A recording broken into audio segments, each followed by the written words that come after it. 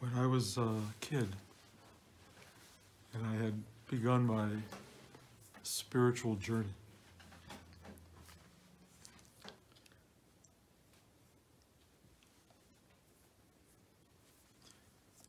one of the great lessons was I was in Japan, and there was the great statue of Kamakura, Buddha of Kamakura. It's about 3 stories tall. It's got its hands like this in its belly. And people come from all over the world to sit in its presence. And I somehow decided I wanted to sleep in its hands. So I snuck into the park. When it closed, I hid. The park was shut down. And it was just me and the Buddha. And I sat and meditated in front of it. I did all the tricks I could to feel somehow worthy of being there. And then I crawled up onto the Buddha, climbed up really, because it was pretty high up, and climbed with my sleeping paraphernalia into its hands. And discovered that it was filled with welded metal. And I've never been in a more uncomfortable space in my life. But I tried to sleep, and it was absolutely impossible. It was jagged, rugged, pointed, everything you don't want Buddha to be. And finally, it just told me to get out. And I climbed back down out of the Kamakura Buddha, somehow shocked by the idea that the most comforting place in the world would be the most uncomfortable. And I laid down on a picnic table, and I covered myself with what I had left of a mosquito netting. And I went to sleep with my feet sticking out on the table.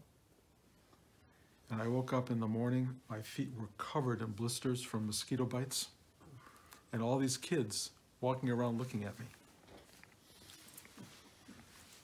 And I could barely walk, but somehow I made it out of the park, probably with more wisdom than I had coming in.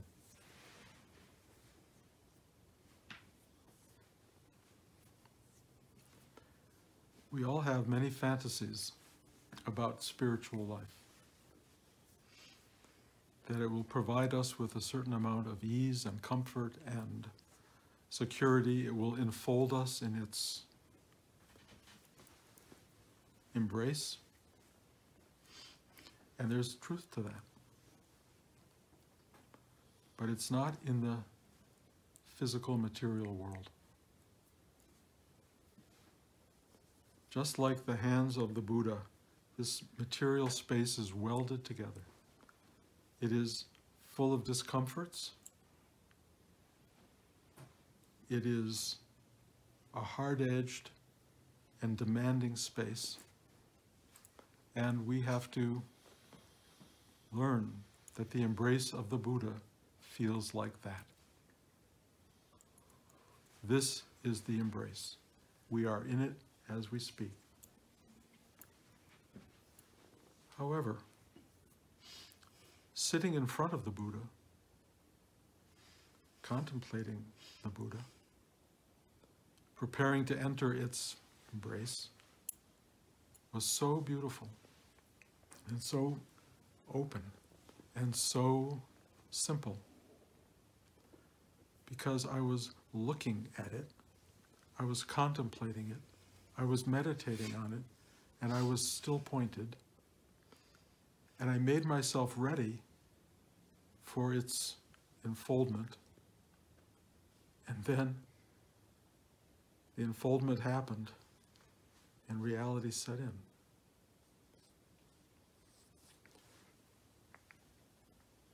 We are, in our still pointedness, contemplating the what is, delivered of a particular kind of comfort, a certain amount of joy and serenity.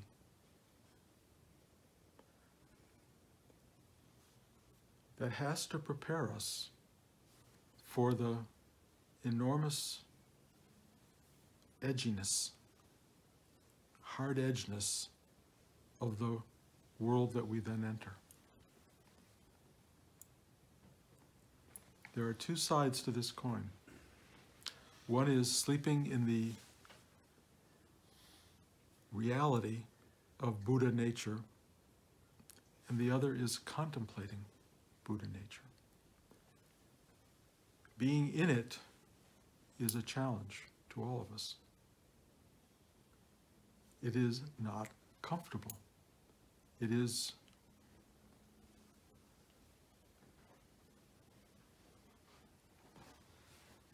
does not allow us to sleep.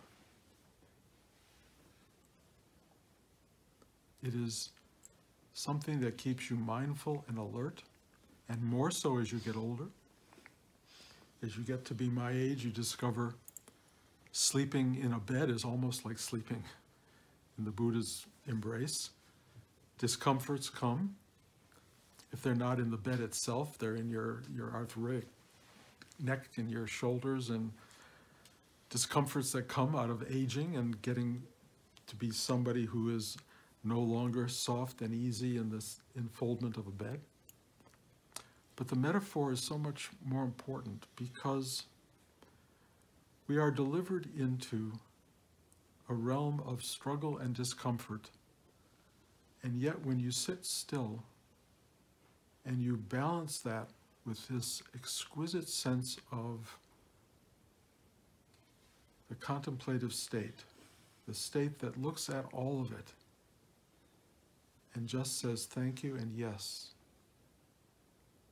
you start to understand that the real journey is a journey of observation and action, being in the world and being an observer of the world. And they're both necessary. Sitting in a state of observation forever is not why we're born. We are born to enter into the enfolding hands of the Buddha.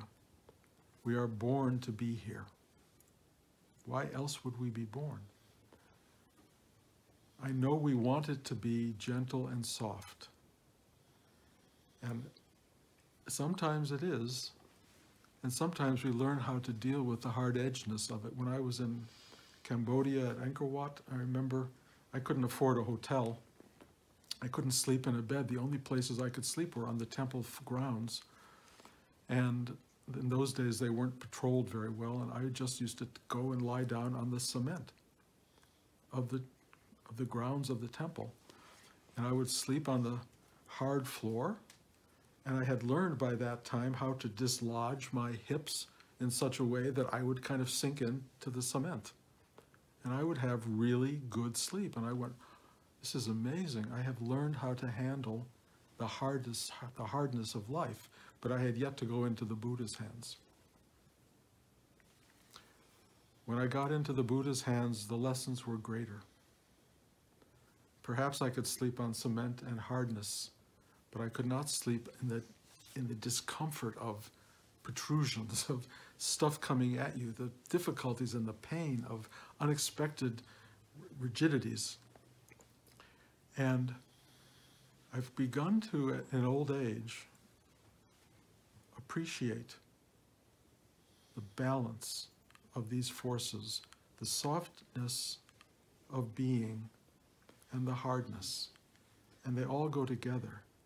And what's starting to happen for me, and I hope it will happen for everyone, is every moment of softness and repose is embraced with a kind of gratitude that is amazing, because there is no requirement from the universe that you be allowed to have softness and grace and simplicity and ease.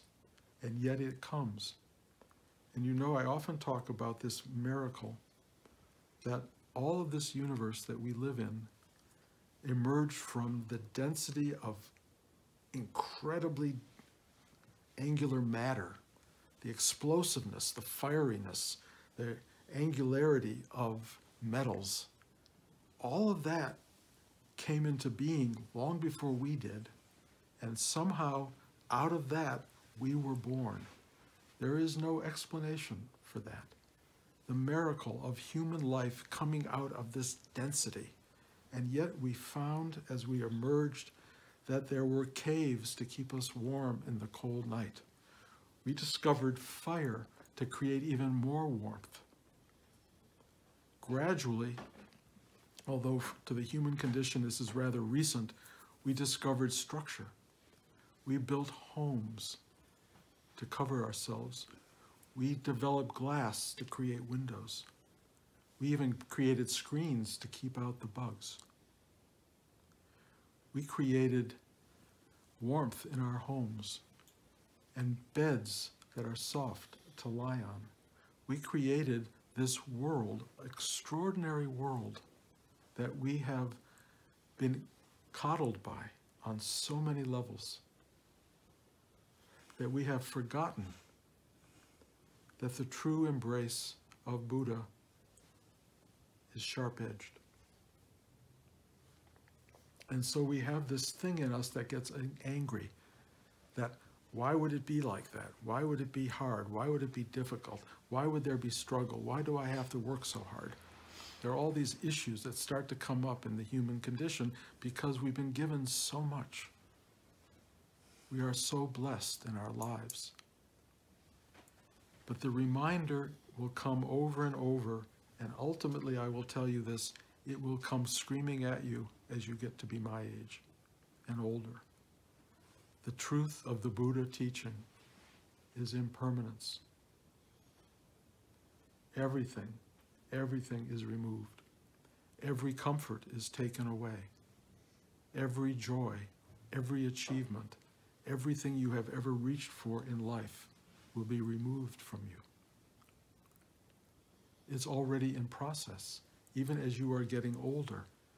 Even as you are young and getting older, you are building the very stuff that's going to get taken away. How do you handle that? Some people say, well, then I shouldn't bother to get anything. Because if it's only going to be taken away, why should I bother? But trust me, letting go of stuff is nothing like letting go of yourself. Letting go of your mind, letting go of your body, letting go of your comfort, letting go of familiarity. That's the real journey. And how do you do that? How do you let go of everything you love?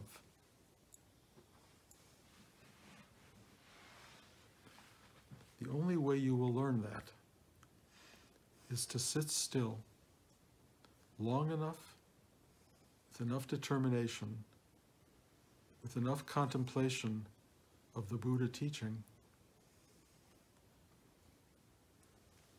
to find that there is the softness, the gentility that's reflecting itself in our beds and couches and warm and heated and air-conditioned homes.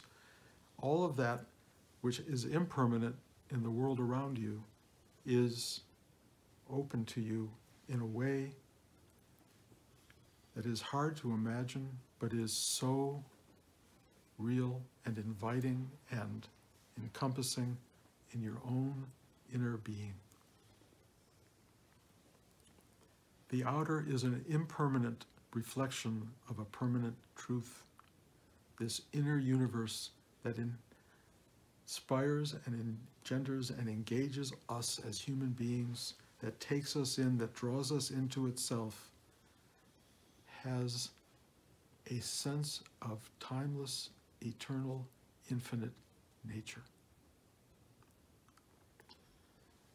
The balance of looking at the Buddha and contemplating it comes from deep within this space, being born into the material world is climbing into its hands and discovering how hard it is. It's worth it. It's worth it.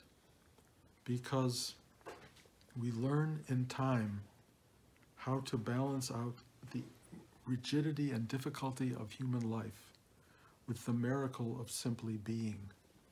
And you realize it by going into this place from which all of this has sprung, which is deep within your heart or deep in your belly. You go inside and this thing announces itself and it says, yes, welcome. Welcome back to that which always was and always will be. It is a luminous, embracing, vast, empowering state of being that is always there and will take you in when the world doesn't. But the world is not a mistake. It didn't happen just for the fun of it. It didn't materialize just because it had nothing better to do. The world is something we want, something we need, something we treasure, something that is so miraculous in its construct, but it can only be a temporary construct.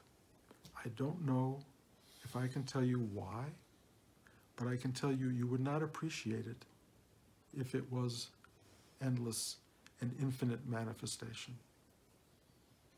It's only in its temporary nature that it becomes poignant, that it becomes precious, and that we find ourselves drawn so deeply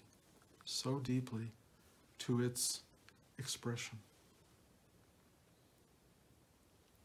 It wants to be. It wants to be what it is, and it wants to be us appreciating and loving it. It wants that. We are its appreciator. We are the lover. We are the other. We are that which comes in to know itself. This is what we're doing here. We are on this amazing journey to touch what we are. And what we touch has fire in it, as well as pillows. It has rocks and stones, as well as cushions. It has everything. It's called non-dual for a reason. It's because it's not just hard-edged and soft, it's that as one thing. It's all one totality. And not only that, there's not a you and an it. There only is. There only is. And that isness is what we are. And when there's no you measuring it, when there's no you trying to climb into its hands and trying to lie in the metal grip of a Buddha, when there's no you separate from that hardness, where is the hardness? Where is the angularity? Where is the sharpness? Where is it? If there's a you reacting to it, it has comfort and it has discomfort. But when there is no you reacting, what's comfortable and uncomfortable? It's the yin-yang, the Tao. It's the endless movement of light and dark, good and evil, sweet and sour. It's just happening. And not only is it happening, you are that happening. You are the very thing that this is. The little tiny person sleeping in the metallic hands of a Buddha is a tiny fragment of the vastness of truth. That moment that I had when I was in my 20s remains with me to this day, because I learned early on what it means to be embraced by Buddha and life. And it was nothing that one imagines. I didn't know that there was pain in it. I didn't know that there was hardness in it. And then I did. And when I re-entered the world from that space full of mosquito bites, I knew that this was a tough journey. And I knew I was on that journey. I was deeply on it. And the universe, I knew, smiled at me for climbing into those hands. I knew it looked at me and went, you know, and it paid attention. It said, let's watch this guy. He means business on some stupid level. And I was watched, and I have been watched. And it led me to a teacher who taught me these extraordinary lessons about hardness of life and how to open to the softness within. If you want to know hardness and difficulty and struggle, look at the pointedness and the angularity and the punishment of your own mind. If you want to know what it's like to live in difficulty and struggle, look at how you make yourself miserable. Look at how you wake yourself up in the middle of the night with stuff much worse than those metal elements inside the Buddha's hands. We are the problem. Our ignorance is the problem. I met a teacher who taught me how to breathe out of giving into all that stuff. He taught me how to ask for help because I didn't know how to do it by myself. And he knew if I asked for help, there actually was something that provides it. That's an amazing thing. It's an amazing thing to be asking for help and knowing something will deliver it. Again, it was biblically provided to us. Ask and ye shall receive. But people don't believe it. I asked and asked. I asked for help to surrender, which meant one thing: let go of asking. Let go of everything. And it took me my entire spiritual life of practice to even begin to understand what it meant to let go of everything, including asking to let go. But when you really let go of everything, there is no you in battle mode. There's no you to fight off. There's no good and evil on one on each shoulder, the angel and the devil fighting at you. And even if it is, you just look at them as part of one thing. And what you discover as you go really deep inside, and something I talk about all the time, is this navigational awareness. This thing that is there helping even if you don't ask for it. It's leading you. And if you pay attention to it, it takes you to the promised land. That's all I can tell you. And the promised land, this is really fascinating, isn't there. It isn't out there. It isn't across the desert. The promised land is where you're standing. This land where you are standing is timeless space that has evolved into manifested form and has taken you on and loves you. It did it for you. And if you walk around angry that the Diet Coke isn't cold, you know, that the soy milk is sour, if you walk around because stuff didn't align the way you wanted it to, well, who's fighting who? The lessons that come after decades and decades of trying to surrender is you go, oh, I have to get ice. Or, oh, I have to pour that out. It's spoiled. You don't get into a why me God. You just go, oh. And you start to live a life moment to moment to moment that is what you were trying to do the whole time, which is let go and stop resisting what is. What is not there to punish you. It is not there to judge you. It's not there to harm you. What is there as a miracle of you. That's the extraordinary thing. This is the miracle of you. Trust me. And the miracle contains this very awkward thing, which is it doesn't last, at least not in the material form. It doesn't last. It will disappear. So how do I live knowing it's all going to get taken away? by loving every second of it. Every second. And if you go really deep inside, everything that gets taken away is not a loss, it is a freeing of you to be alone with the very center of your existence, the very core of your being, which doesn't go anywhere. Everything that springs out of this space and manifests in the world returns in its own particular way back into the envelope of love and joy and security and reality that you are. This is our journey. It's, you're out there in the material world. You climb into the hands of the Buddha looking for succor and help and aid, and it's horrible. You go, it's not there. Where is it? Where is it? If it's not there, where is it? Go back in. The true hands of the Buddha are within. Go back into this space that takes you in and releases you from the suffering of dualistic thought and mind. It takes you home. It takes you home to who you are, and who you are is only knowable in this very instant of being. This is it. You are it. This is that. You are that. Yes, we know there will be another moment after this one, probably. We don't know that for a fact, but more than likely for a while there will be.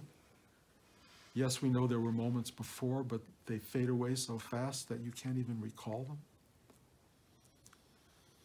But we have this one endlessly, endlessly, endlessly appearing.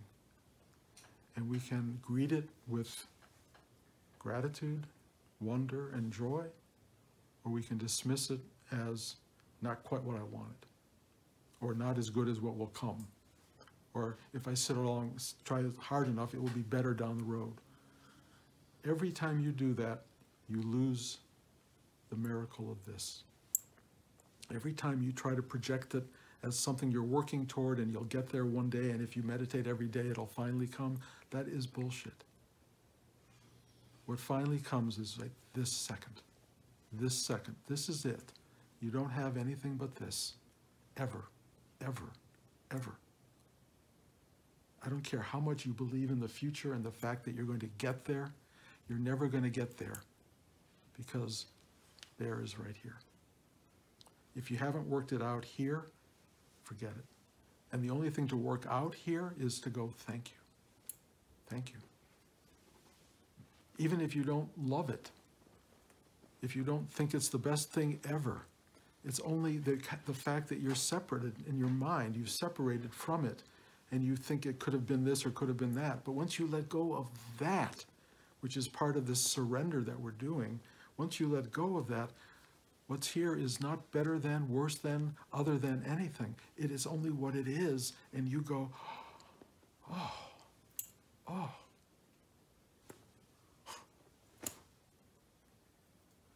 But it's so funny how hard it is to get to this moment, how hard it is to get here, because we're so trained to be everywhere else, trained to get down the road, trained to have it when we get rich and famous, trained to, get married and find the joy you're waiting for. All of this, we're just trained to think it's elsewhere. And the whole spiritual journey is to go, no. Sit still, come back, and find it where it's always been.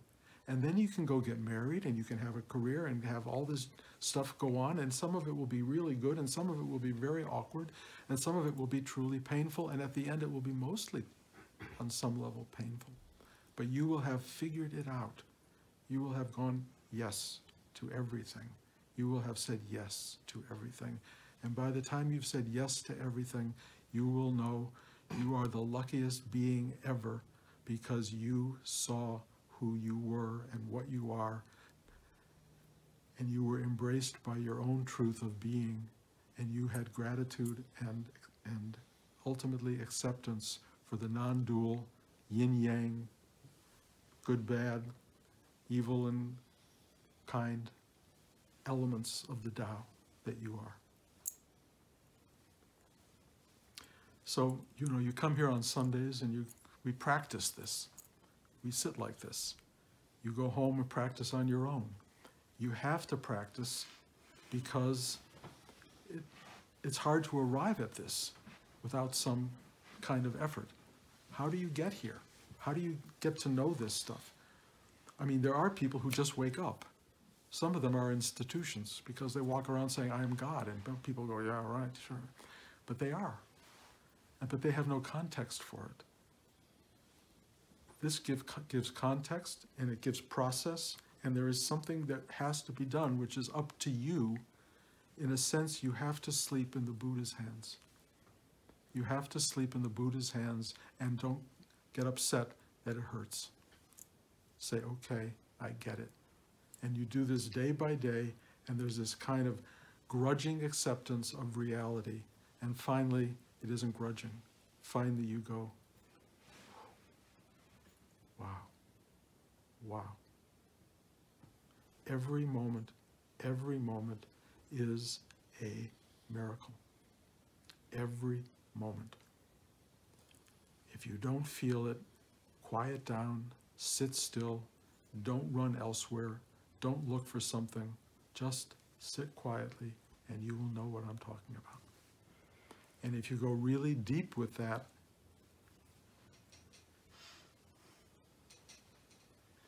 you will be an emanation of that moment for everyone around you.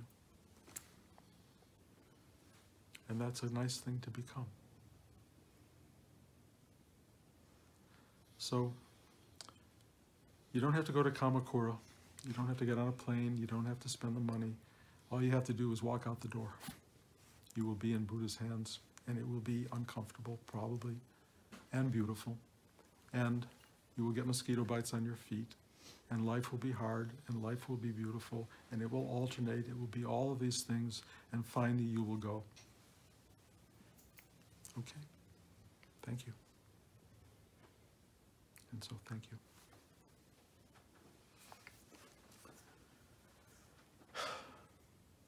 Any questions?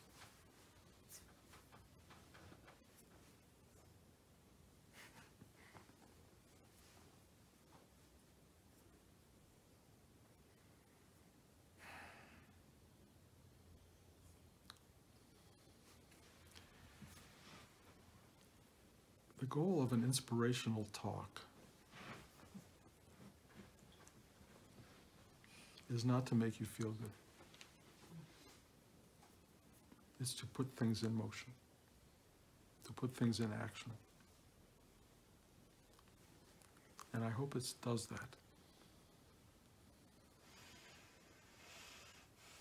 And you will be given an opportunity from the minute you stand up to do what I'm talking about. And mostly it is say yes.